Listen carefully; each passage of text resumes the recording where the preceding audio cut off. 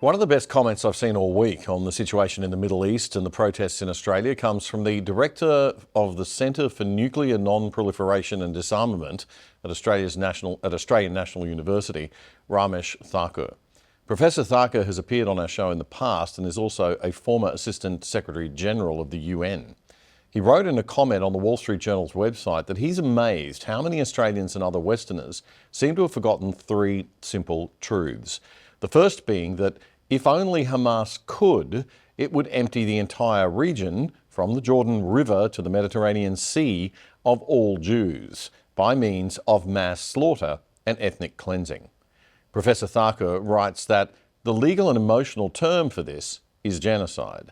By contrast, Israel actually has the means to commit genocide in Gaza, but instead it goes to extraordinary lengths to limit civilian casualties. Second, Israel uses its fighters and missiles to protect its people.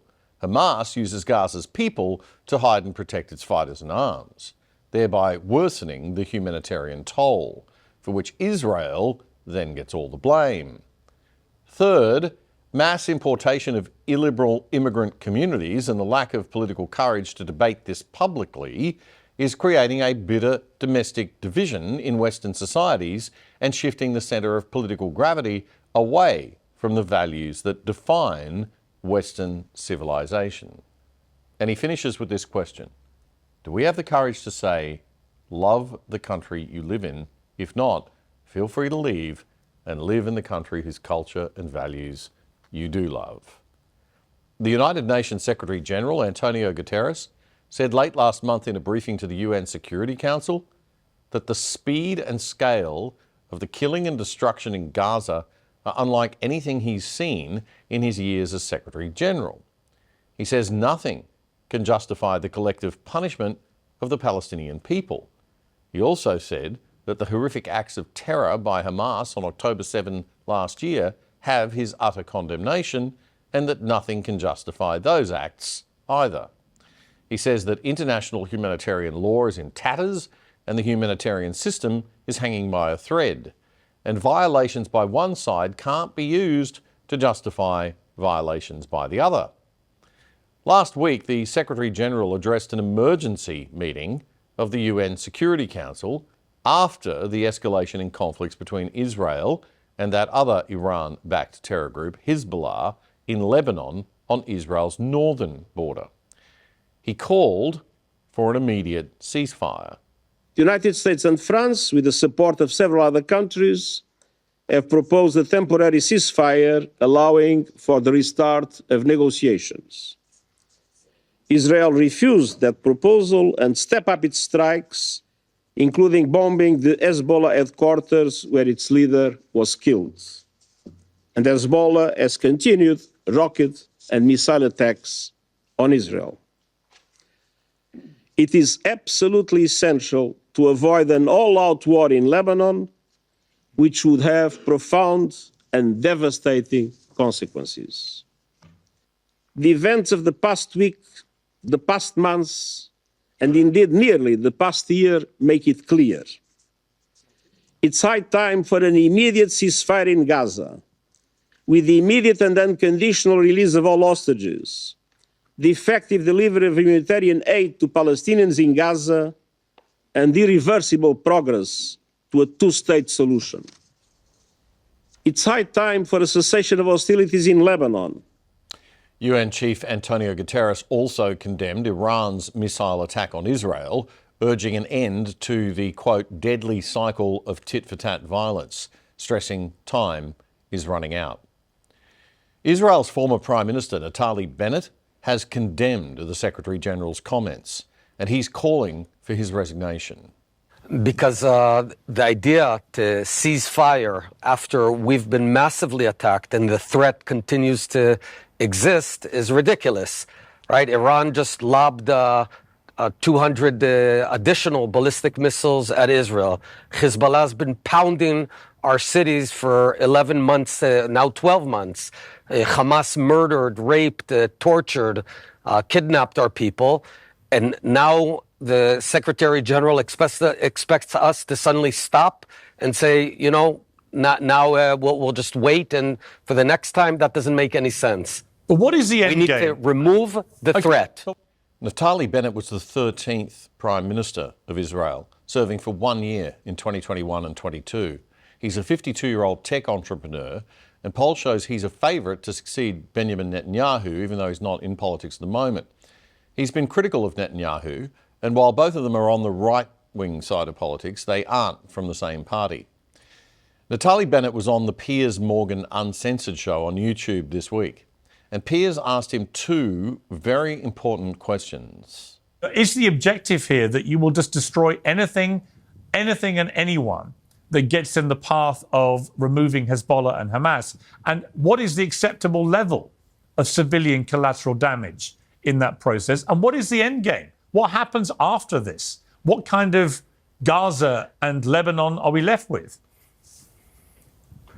The end game is a secure Israel and indeed a secure Middle East, with the horrible threats of Iran, Hezbollah, and Hamas gone. What we thought for many years, what our leadership in Israel thought, is that we can live with these sort of threats, with these sort of Nazi-type threats. What October 7th taught us is that we can't. When our enemies say we want to annihilate the Jews, they mean it. Fair enough. So back to the end game. How does the end of this war actually look in Israel's view? In Gaza, what we want to see is a prosperous Gaza, but we must retain the security responsibility so Hamas cannot rebuild. In Lebanon, we want to see a prosperous Lebanon that has been hijacked by Hezbollah. So we are now dramatically degrading Hezbollah.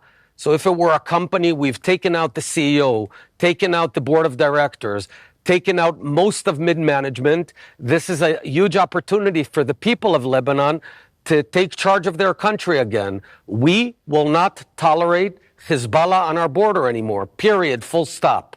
Piers Morgan then pressed Bennett on what he thought the acceptable level of civilian casualties was.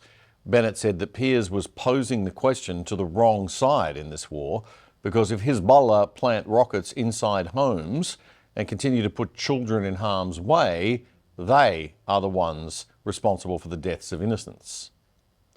It is very easy for us to sit back and say that the UN Secretary General's comments sound nice and that a ceasefire would be good. But what then? Negotiations? Isn't the constant negotiating with terrorists how we got into this mess in the first place? Doesn't appeasing terrorism just encourage more terrorism? It's also very easy for us, comfortable in the West, to condemn Israel for striking back at its attackers. I mean, what if it was us that was under attack from Hamas or Hezbollah? Give us an alternative. Tell us, what would you do if you got 200 ballistic missiles over the weekend on your homes in Miami or New York or Los Angeles? What would you do if 1,400 Americans or Brits were raped, burnt in their houses, and kidnapped by these terror groups? Oh, I know what we do here in Australia. It'd probably make what Israel's doing look like child's play. But see, this all does actually affect us. We share a planet with the great forces of evil that would like nothing more than to see the end of Western liberal democratic global leadership. But we're not used in Australia to having to fight just for our existence anymore. And the two biggest threats at the moment, in my view, are radical Islamism and communism. Well, Israel is right in the thick of it. They don't get the luxury of saying, oh, well, this isn't really going to affect us. It's on the other side of the world like we do. Maybe. I mean, do we? Former Prime Minister Bennett told Piers Morgan that Iran is at its most advanced point ever in terms of its nuclear program. It's accumulated enough high-grade enriched uranium to produce 10 bombs. It's reached the amount for 10 bombs, and it's moving forward, manufacturing the device itself, the detonator. We cannot allow this to be.